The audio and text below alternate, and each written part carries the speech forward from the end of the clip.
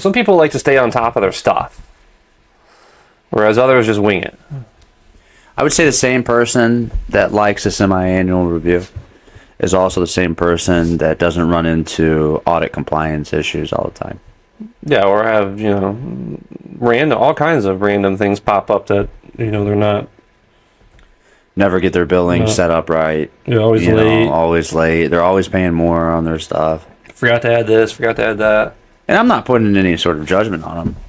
Maybe those people are just stretched thin. It is pretty amazing. No, that's true. But it is pretty amazing how many people who run small businesses are really unorganized. Yeah. Like, we got this guy, I'm not going to mention the name, but it's a body shop. And I took over his insurance, wrote him all new policies over 2 years ago. And I got a notice, and one of the policies that we wrote was workers' comp, and all the insurance companies report, when they have workers' comp to the Indiana Compensation Rating Bureau, and this is a whole ordeal. But anyways, I got a letter the other day from the Indiana Compensation Rating Bureau saying that he had 2 policies in force for the last 2 years.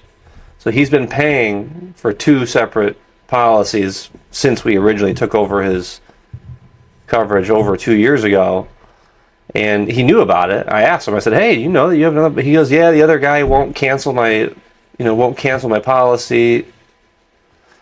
They wanted him to provide poof that he had replacement coverage, that he had a new policy in order for them to backdate the cancellation or something. Oh. I'm like, dude, why didn't you, I was like, why didn't you send them a copy of your new policy or whatever? I send it to him. Yeah.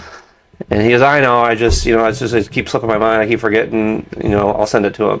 Wow. Well, dude, it's probably, our policy's probably, $8,000, so the other one's probably about the same or a little bit more. I wonder how often those kind of situations happen. I bet you they happen all the time. Yeah. People have duplicate coverage on things, they don't even know about it. It's one way that